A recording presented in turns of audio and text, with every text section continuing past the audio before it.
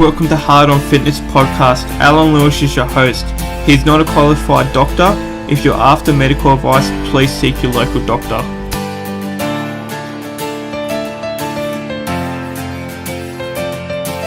Here's your host, Alan. Messages. Well, 2 unread messages. thank you. My name's Alan Lewis. I'm a personal trainer. I've been a personal trainer for about 20 years.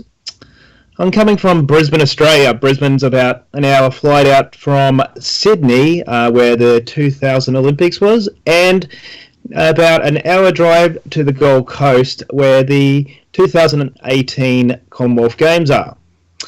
And last time we spoke on podcast 1, we were talking to Sarah Gittins, who is, a podiatrist. And today we're going to talk to another person in the industry, but her name is Renee Rosenbrock. She's a personal trainer. Renee, you're on the Gold Coast. Thanks for joining me. Hey, Al. Thanks for having me on the call. Excellent. So, Renee, tell me, how long have you been a personal trainer for? Oh, I worked this out the other day. 13 years. 13 years. Yeah. Excellent. So let's go back from the start. I've known you for a very long time. You first came to Australia. You came from South Africa. Tell me about that. I moved from Johannesburg, South Africa. I came here when I was 15 years old. Finished high school in Australia. It was very different to what I was used to in South Africa. And then, am I going back to how we met? Because it's a funny story. Well, we can start from there, but it must have been a big thing to come from South Africa to Australia. How was that? How old were you, did you say? I was 15 at the time. Was that a big change in your whole entire life? That's a massive, I suppose, point in any teenager's time. That 15 is the point where you're changing, getting new, attitude and new feelings through what you want as a teenager. How hard was it? It was probably one of the most challenging times of my life. My sister and I moved here. My dad was here way before we were, so he was here from January that year, and I think we moved here in June. My sister is 2 years younger than me, and we obviously had our friends network. I had a boyfriend over there. We were pretty much set. Like we had our life. We had everything that we did, our routine. We also had a mother that was really high maintenance. My mum is bipolar, so we pretty much were babysitting her, and the two of us pretty much did the entire move, just with my mum going, the whole time. So that was a heap of fun. But then readjusting in a new country, I personally did not want to move. I was probably that horrible kid at the time that was just, I think I made my poor dad's life a living nightmare because I did not want to be here. I was upset. I was angry. I was angry at them for uprooting me, angry at them for the fact that I couldn't hang out with my friends. Came to a new country, had to make new friends, had to it's a bit of a culture difference, a very, very big cultural difference from South Africa, where it's all about respect and it's very people are in their place, to Australia where there's a lot more free will and people are like, she'll be right. So adopting that different way of life was a massive change. And listening to everyone's accents, like right now I have an Australian accent, but at the time I had my South African accent, and just listening to people talking all day, it gave me a headache. At school, I'd come home and I'd just be so tired from trying to work out exactly what people were saying, because Australians speak very fast. It's very high-pitched at times, and when you get a whole lot of people in one small space, like underneath a school building, and everyone's yelling at each other, my brain used to go into overwhelm, just going, whoa, what's happening? What are they saying? And then there's the slang words. So I was like, trying to adjust to all that. So it was a bit of fun. That's great, because I never overly have spoke to you about that before, and for someone out there who may listen, who may be about to change countries or do something different, it shows to them it's not only them, and especially, I suppose, a teenager at that age, like you said, it's a developing time, especially for girls and boys, and it's a time they try to go through new boundaries. And as you said, you were all at all those points in your life, so it's interesting to hear that. And for other people who may hear that, it's not just going to be them. It's not them going home from school or them thinking, "Hey, there's something wrong with me." Yeah, it's different. One thing I can say in hindsight is, like, having gone through that experience, it has made me a lot more adaptable in life. I make friends a lot easier. I accept different cultures, accept different views, accept everything a lot more than I would have if I hadn't have done that change. I would have been pretty much set in my ways and wouldn't have known the different perspective, and just being able to blend in, sort of make new friends. So if anyone is moving countries or going through that, especially in your teenage years, it is okay. People are going to be different, but don't hold on to the past too much. Just try and enjoy the now. Make new friends, accept them where they are. That's great, and I suppose that knowledge now, like you said, has helped you to develop, and I suppose it made you grow up that little bit faster as well, because that's a big change. But moving forward through there, then of course you've been living in Brisbane, and you have moved, in and out of Australia. But tell me this: you're a personal trainer. And I suppose there's a lot of people out there who know what a personal trainer is, but every personal trainer is different. What do you class yourself? What is a personal trainer to you? Ooh, good question. Personal trainer to me is, I guess it's about being that example. I can't ever practice what I don't preach, so I'm telling people to eat healthy, to exercise. I need to be doing that myself, just for me personally. But for my clients, I motivate them. I make them laugh. I love just developing fun sessions that leave people feeling like they've done something with a smile on their face and just going, "Oh yeah, I can't wait to do that again." So my mission as a personal trainer is to just keep exercise fun, to keep people wanting to do it, keep them wanting to come back and learn more and learn more, do more and do more, which also got me learning more and learning more and learning more. So it's always developing your skills. It's being creative, coming up with new plans, new ways of doing things that's still functional and fun at the same time. I like doing just incorporating every muscle in the body, doing functional movements, adding some weight, high intensity, and still smiling. Sometimes I get "I hate yous," but most of the time people leave with a smile. That's great. And as you said there about all them things, that's what I think, if you're going to be a personal trainer, you're going to have every one of those types in your personality. And I have known you for a long time, and you certainly have them. With going back again, we'll go back and forwards here, because I just wanted to know what you thought a personal trainer is, because amazingly there might be someone out there who might listen for the first time who does not know what a personal trainer is. But what drew you to being a personal trainer? What was it? Might have been my personal trainer. I remember when I finished school, I was here on a 457 visa, the visa that they've just made redundant in Australia, which classed me as an international student. I actually wanted to become a marine biologist or study in the Human Genome Project, and had the grades for it.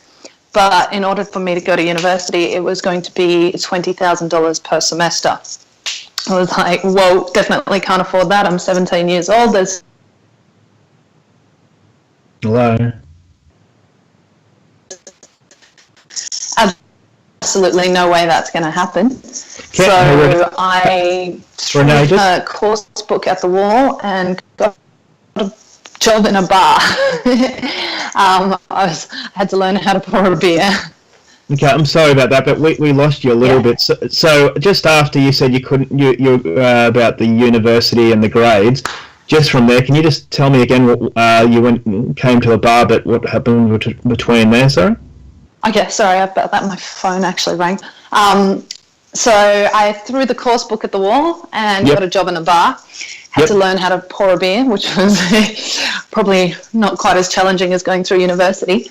But that led me on a hospitality lifestyle, which is making really poor food choices, working ridiculously long hours, working every weekend, every night, pretty much.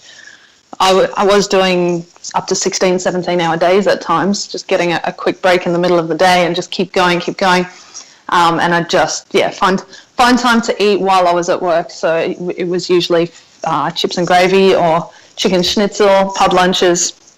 And after work, it was often a bourbon and Coke, and then get some sleep and start again the next day. So I put on a little bit of weight, and I remember I was working out in a gym, Power and Fitness in Mansfield in Brisbane. And this guy came up to me and he said to me, "I'm going to be your personal trainer." And I was like, huh?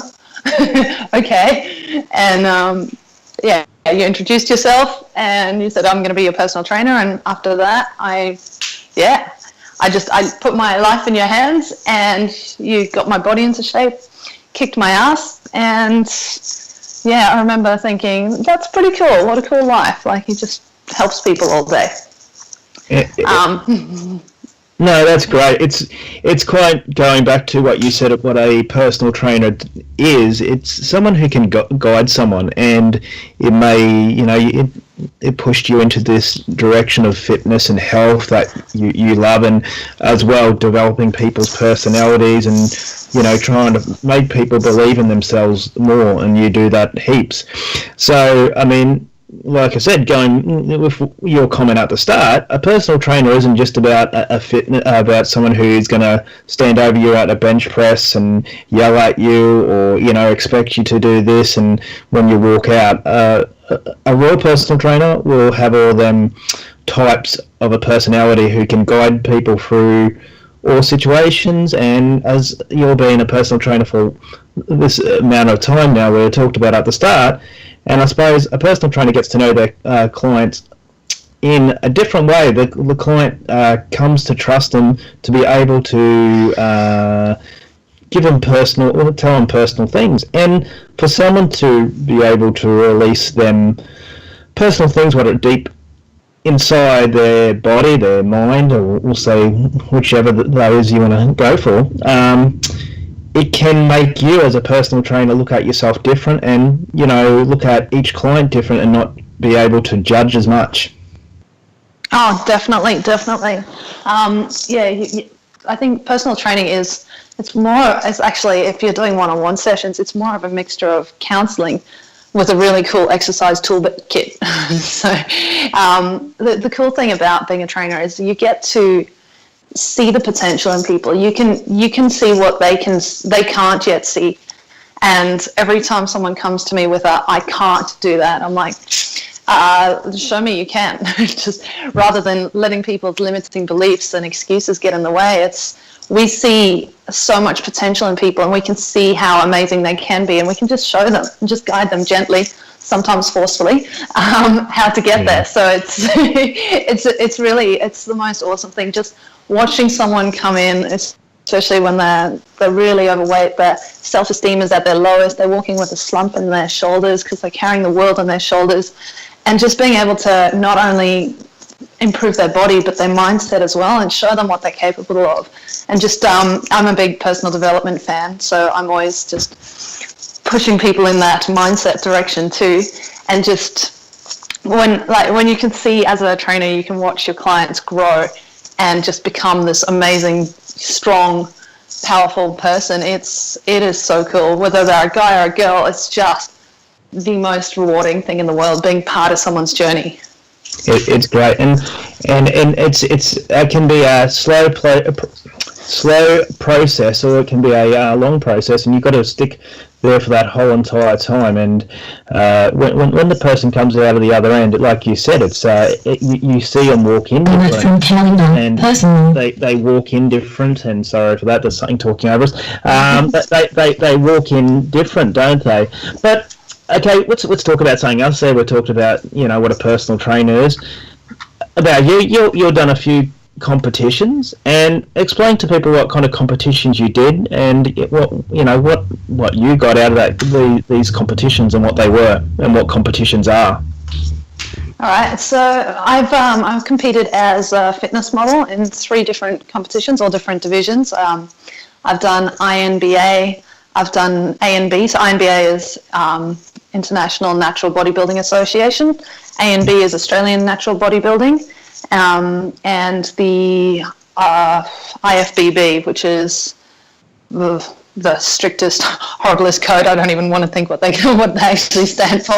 But yeah, the IFBB was very much, it's very regimented. They're regimented in the posing. Everything has to be very, very spot on. But it's not a natural competition, so people are using whatever they want to use to pump their body up. But yeah, I did everything naturally. I'm not a fan of chemicals. I'm not a fan of putting anything in my body or on my skin that is going to harm me in any way. I'm more about letting the body, rather than pumping it full of chemicals, let's let it do what it's going to do naturally and just allow it that space by not overworking your system. So yeah, I did those competitions. That was probably one of the most challenging things. Still, the most challenging was running a marathon. But 16 weeks of comp prep. I remember coming to you, Alan, during those 16 weeks, and I had no energy, and I was just like, my body's storing fat, and I was stressing about every little detail. Just looking back now, it's like, whoa, what was I thinking? But at the time, it was literally. My diet consisted of egg whites and oats and a little bit of blueberries for breakfast. And lunch was chicken and vegetables. Morning tea was chicken and vegetables. Lunch was chicken and vegetables. Afternoon tea was chicken and vegetables. Sometimes kangaroo or fish, but it was always green vegetables and a lean protein and 6 almonds. That was 16 weeks straight of that. No sugar, no alcohol. I could have coffee. I was pretty much living on caffeine at the time. Here's me saying how natural I was, but caffeine, it was my allow me to get through there. And protein powders and a whole lot of supplements to just keep going. Okay. Sorry, is your microphone close to or have you got a bell on you? I think what's happening is I hate sitting still. So when I walk, you're hearing my ankle click, actually. That's all right. No. I'll sit still. That's very hard for you. If someone came to you, a female or a male, just say, and you've been training them, and I know you do a lot more boot camp and a lot of development and on people's mind and thoughts of improving themselves. But just say a young girl, let's make her a little bit younger. She might be 22 or 23 years old, and she comes to you and goes, Renee, I really want to do this competition. I'm ready. What's the first thing would you say to a person? Now you've been there, you've done it. Where would you start with their mind? Would you start with what they're eating? What's the first part? Would you sit down and say, so and so, let's call it X? What would you say to X? The first thing I want to know with any client or anyone is why. Why do they want to do what they're going to do? Because our mind is the strongest thing that we have. And it's, if we say, yes, I have a goal and I want to do that, but we don't have a strong enough why, that goal means nothing. No one's going to do anything for it, because to eat nothing but chicken and broccoli and train 2 times a day, every single day, it is I'm gonna swear here, but it's a mind fuck. So someone needs to really wait till that. Sorry, we've got someone else ringing. Just give me a minute. I don't know why this is happening. Just press the button on the side. There we go. Awesome. So yeah, for someone to commit to that, the mind is going to want to quit on them constantly. They're going to be like, social situations will come up, especially at 23 years old. It's like, oh, but my friends are all going to the pub, and oh, it's this person's birthday, and it's this and that. But if they want it to work, they're going to have to be disciplined. They're going to have that mindset to just go, go, go, go, go. So I always ask people why. And then when people do want to quit, if their why is strong enough, you just say to them, do you remember why you're doing this? Like, I thought this was important to you. And if it is, they'll snap back into it. Usually for someone to say, I want to compete, it's a really big thing. I know a few people that have quit on their comp prep. And then I've also, it's amazing when people set a goal to exercise, like the things that happen in their body sometimes. I had a client last night who, she came to one session and then went to work 2 days later and pulled her hamstring. And it's like, but you were doing this for you. And now she can't train for the next few weeks. So both the mind and the body, like people, things come up, but I remember with my first comp, I put my back out for a week and a half. I couldn't train, and I was going nuts, but stuck to my diets, try to walk. Sometimes that was painful. But as soon as I could get back in there, it was the first thing I did was, I need to lift weights. I need to get back in there. I need to catch up. I'm like falling behind, and that played havoc in my mind. Yeah. But so it really is a why. Why are they doing this? Same as someone that comes in and wants to lose 50 kilos. Yeah. If they don't have a strong enough why, they're just going to be eating Tim Tams again that night. Yeah. So it's the why first, like you said. Are you just doing this because you saw it in a magazine, or you thought a friend wants to do it? You just got that, been watching one of the TV shows like The Biggest Loser or something. Suddenly you want to do it. Is it just a sudden kind of, oh my God, I want to do that, or is it something that you're really passionate about? Because if you're not passionate about it, it's not going to work, is it? No, especially another thing that I want to warn people about, like with competition prep, is it puts a lot of stress on the body, especially for a girl that age. I know I've met a lot of competitors that have ended up with polycystic ovary syndrome and stuff just from all the stress that they put on their body. Like, girls usually will lose their monthly visitors. Yep. It's once your weight drops so low, it's actually unhealthy to be that body fat. And a lot of people see pictures on Instagram and they're like, oh wow, I want to look like that. Those girls don't look like that all year round. That's like the day before their competition or the week of their competition. They get a whole lot of photos taken, and then they just keep playing, like distributing those all year round. Or you see a lot of competitors in their comp prep, and they're like, oh, I'm down to 12%, 11, 10, 9. And people are like, oh, wow, that looks so good. But it's not healthy. Like on the competition day, people are so dehydrated.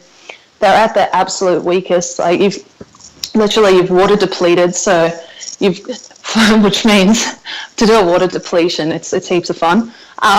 For 2 or 3 days leading up to your competition, you water load. So you drink as much water as you possibly can. I was drinking deionized water, which is the stuff that you put in your iron. It doesn't have any minerals, and it just goes straight through you. It also strips out all the nutrients in your body on the way through, because it's like water just attracts all the sodium and stuff to it through osmosis. So it's just pulling out pretty much everything that your body's going on. You're peeing it out. And then on competition day, I think I was chewing dry coffee, and I had a banana and oats for breakfast. And instead of milk or water, I actually mixed, no milk on a competition diet, sorry, instead of water, I actually mixed the banana in to try and soften the oats, and then just chewed through that. My gums were so sore from being so dehydrated. And it's just what you do. Like when you're in that mindset, it is all or nothing. It doesn't matter. Everything is fine. Food is fuel. You don't think about anything except for your body dropping fat, how much training you're doing. Are you getting enough sleep so that your body doesn't hold fat? Are you training enough? Are you eating right?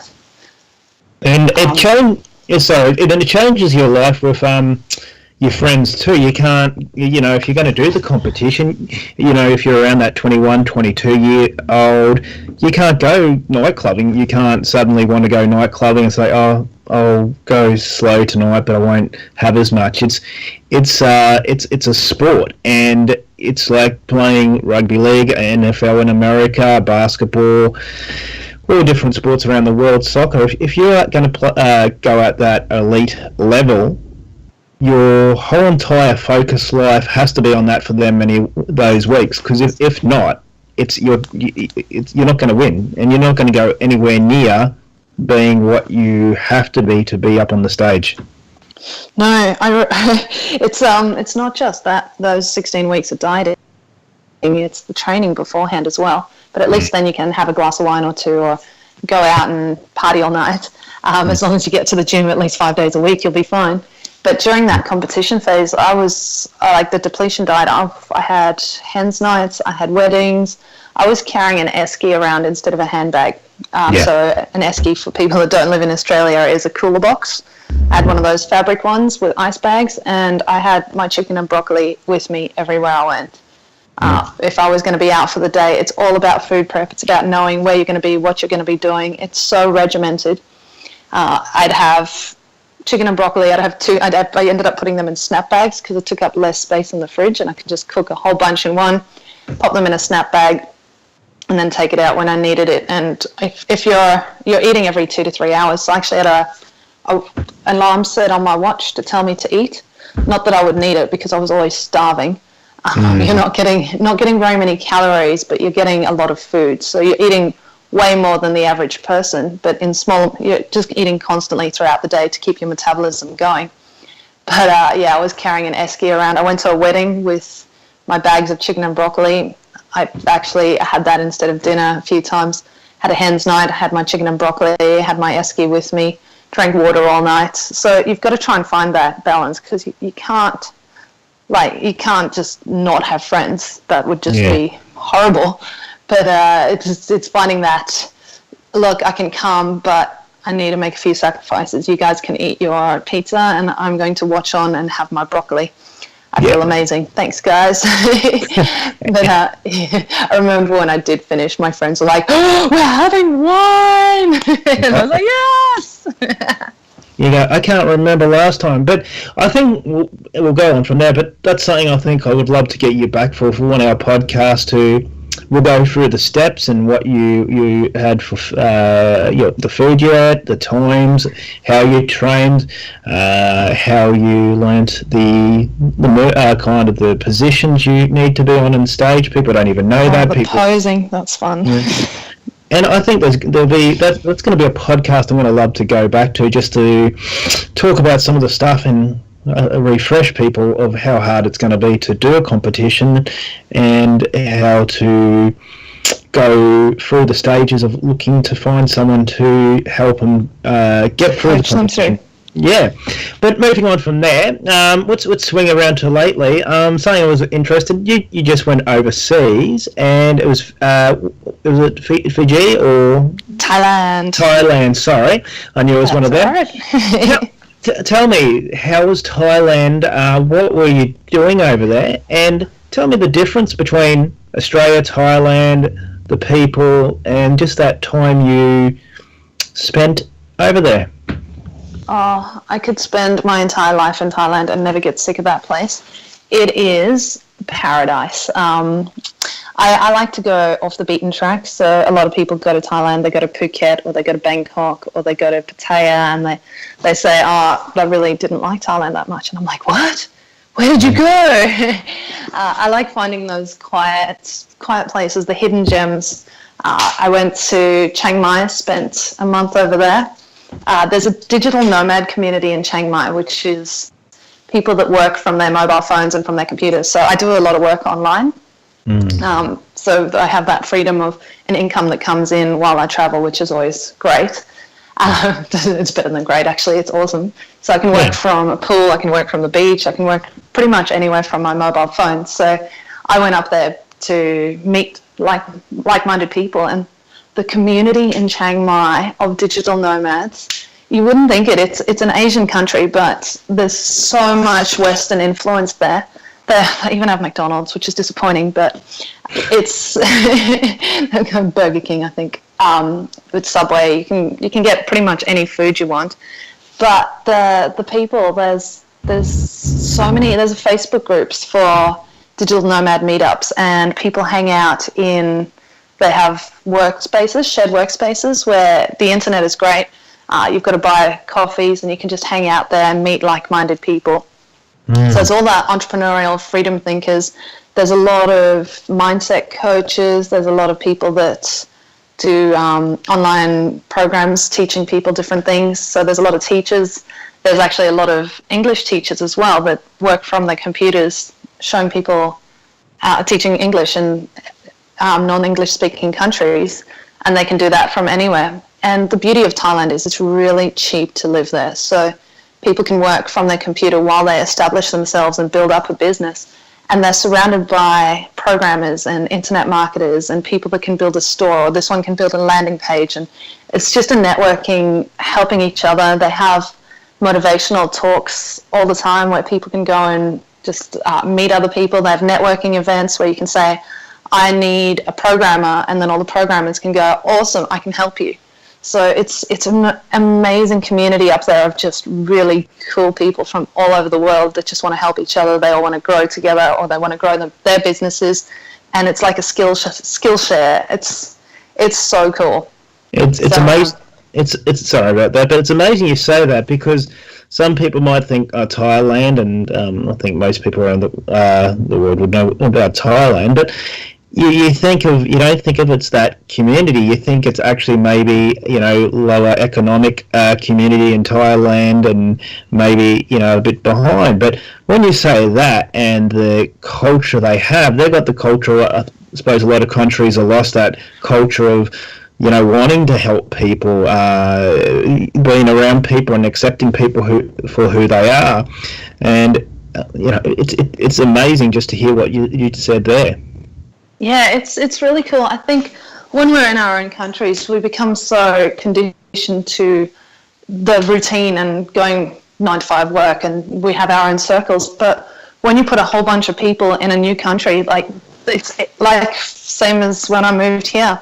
You learn, you make new friends, you learn new things. Your eyes are so open, and when people travel, they're just so open to life.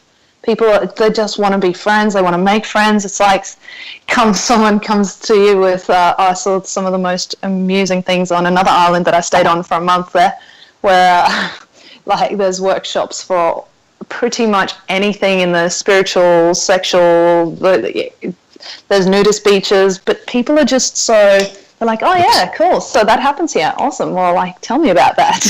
Yeah. People just, they're open to anything. They sort of, when you're traveling, you leave your judgment at home. Yeah, that acceptance word's been forgotten in a lot of countries, hasn't it? It has, because we're so, people just they go to work, they come home, they watch TV, and they're pretty much living other people's lives through reality TV. They forget to live themselves. They don't accept themselves, for one, because they wouldn't be numbing it watching reality TV. They'd just be like, oh, cool, I'm going to go and live my life. I'm going to call my friends. I'm going to go do stuff. Instead, people just sit in this box world. And then when you travel, your eyes are open to this, wow, it's a completely different paradigm. It's a whole new world. And anything goes. You can meet someone with rainbow-colored hair, and it's like, wow, I wonder what this person can teach me, or tell me stories about their life. And travelers always want to travel. That's just how it is. So when you meet someone from another country, instead of going, oh, they don't speak very good English, it's like, tell me about your country. So it's really great. And then you're networking with people, you're meeting people all over, seeing them where they're at, and just it's so cool. And then when you do go visit them, it's like you've got a best friend, and you guys share that mutual travel bug. And it's amazing you said that. As I said when I created this podcast, and we're only into podcast 02, and we're going to have to get a little bit better as we go on, and that's partly what everyone does when you start off. It's not going to maybe mightn't be that great, how we're setting up mightn't be great, but I think the greatest thing is we're going to improve it as we go on. And getting to what I mean by that is, this podcast was set up not to be just about fitness, not just to be, let's take you in the gym and let's tell you the best way to do push-ups or scream over someone on a bench press.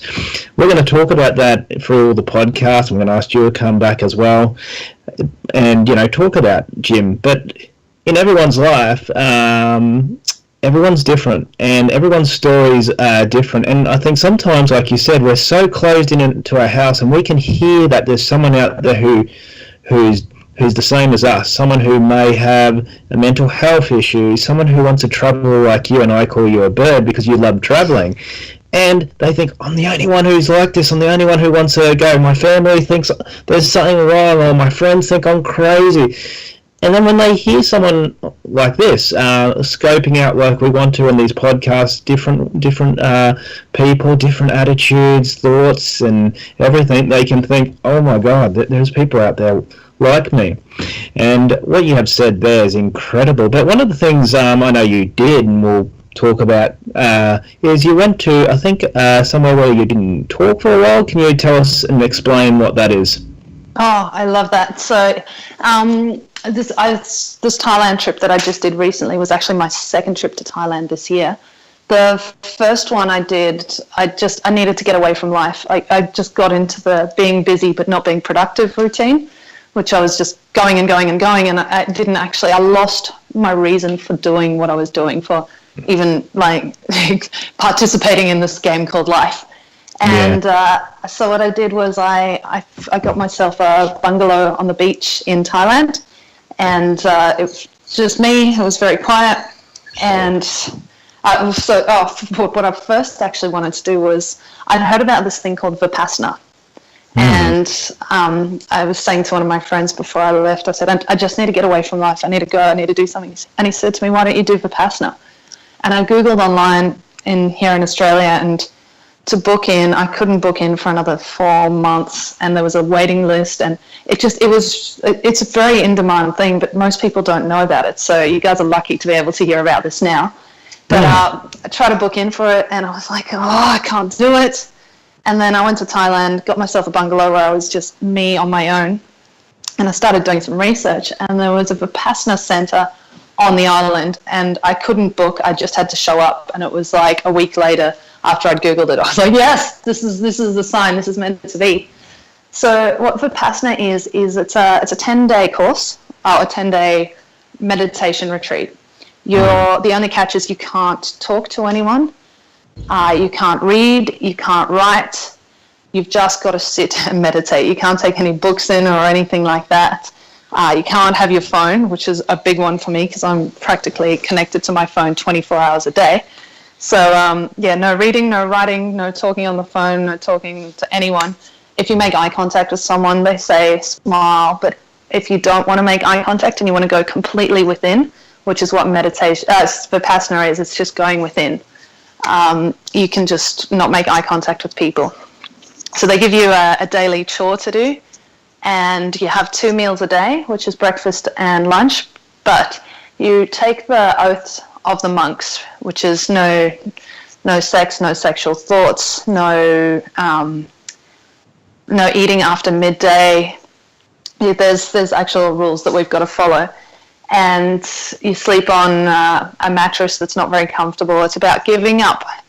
It's about giving up attachment to needing things in this life. Like, people need their phone, they need this, they need that, they need that. Those material comforts that people can't live without. It's about giving all of that up and just going within and finding out who you really are. It's pretty much, if I summed it up, it would be quiet the mind and the soul would speak. Yeah. So.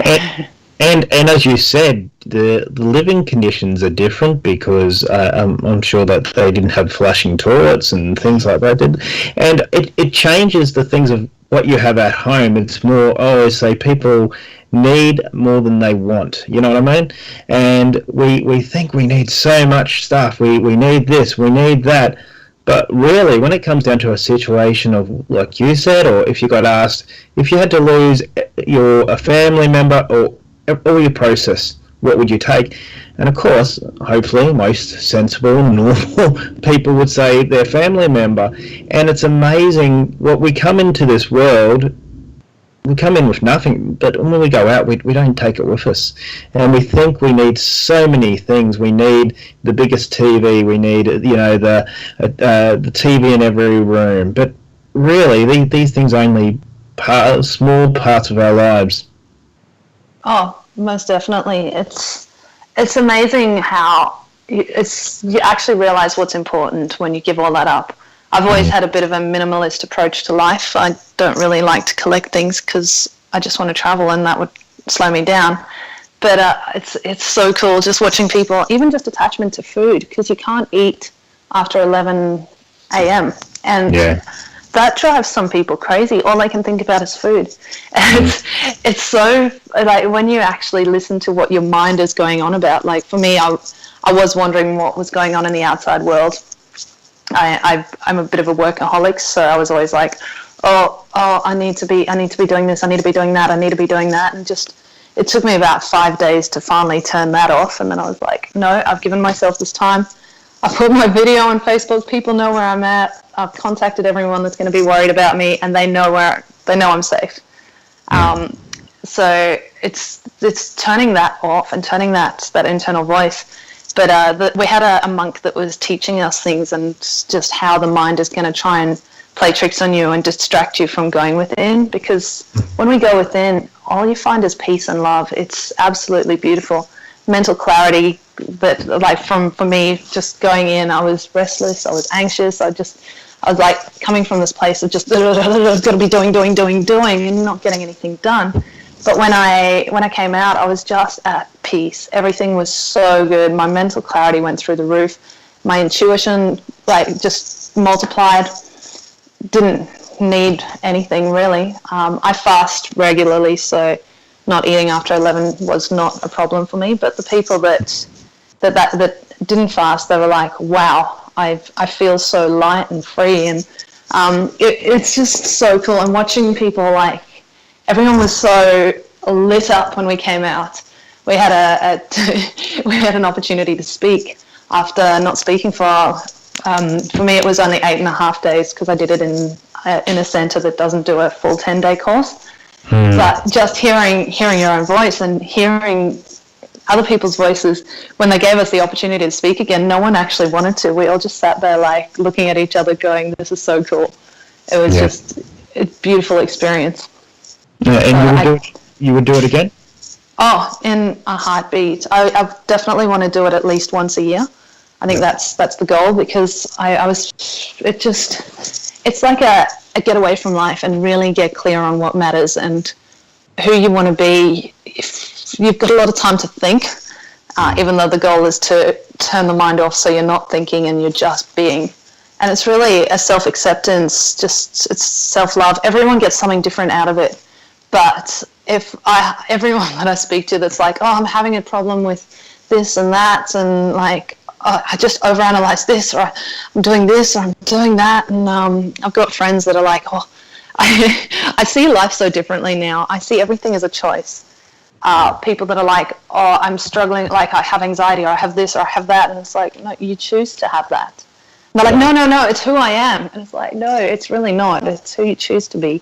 But I just say them, go do a Vipassana. I urge everyone to do at least once in their life. They're free. It's completely free. You give a donation at the end. All your meals are provided. So for people that say they can't afford it, you really can't afford not to. It's completely free, and you get free food. If you can afford to give them $50 at the end, you give them $50. If you can afford $5, you give them $5. If you can afford $1,000, give them that. That's excellent. Well, we're getting to the close to the end, and like I said, I'm going to ask you to come back. But amazingly, we've been going for already 45 minutes, and it's amazing when you just happen. I know, but okay, we're going to get you back. But quickly, explain to me about your boot camp you do on the Gold Coast. Tell me where it is and what you do in it.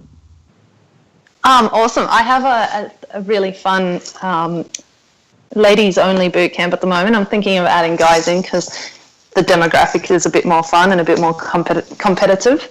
But we train every day at Labrador in the evenings and in the mornings as well. So in the morning we get to watch the sunrise over the water. It's the most amazing start to the day. So I've got a beautiful group of girls, and we all I kick everyone's butts, and we watch the sunrise and just go, oh, how amazing is life. And then in the evenings, it's in a park with a light and a toilet, and it's nice and safe. So yeah, we do a lot of high intensity interval training or metabolic training. Do some kettlebell stuff, some ropes. It's really, really fun. From calendar. And if I was, say, like you said, it's going to be a female. From calendar. Sorry. Book Getting a lot of number talking 2, posting 2017. We'll stop all that. Sorry. As we said, we're new, but we're going to get this better as we go. So you got to put up with us and understand. But if, just say for a young girl, a mum, or whatever, an elderly woman, and I was going to come there, but I'd never been to training before. You're not going to, and I think to myself, oh God, this is not going to be one of these personal trainers. I hear they yell at you, scream. You watch the reality shows, they're yelling, they're like. You're not going to do that to them when they first come. They're scared, and to someone who's coming scared for the first time, what do you do to them? Oh, I yell at them. No. Have you heard me yell? Yeah, It's just, what? Who am I? Yeah. No, I'm all about encouraging people. I love showing them what they can do rather than focusing on things that they can't do. Yeah. Like I said, that word can't doesn't actually exist. It's something that we choose. If we could change can't to I choose not to or not to give it a go or try. That's another beautiful word, try. Just do it. Don't think about it, just do it. But yeah, I love to show people what they can do. We start off really easy, gentle, and work your way up. My goal is to have every girl being able to do push-ups on their toes and doing chin-ups, and just showing people, like, especially girls, we are a lot stronger than we give ourselves credit for. Every single girl I ever train goes, oh, I have no upper body strength. I'm like, haven't heard that one this week 10 times. So I'm like, oh, cool. Well, that's why we're here. It's to develop that. Exactly, but you're not going to kill them. So if we'll have your details for people at the end. There's going to be on the show notes. So it's not like they're going to come there and feel like they're going to walk away and.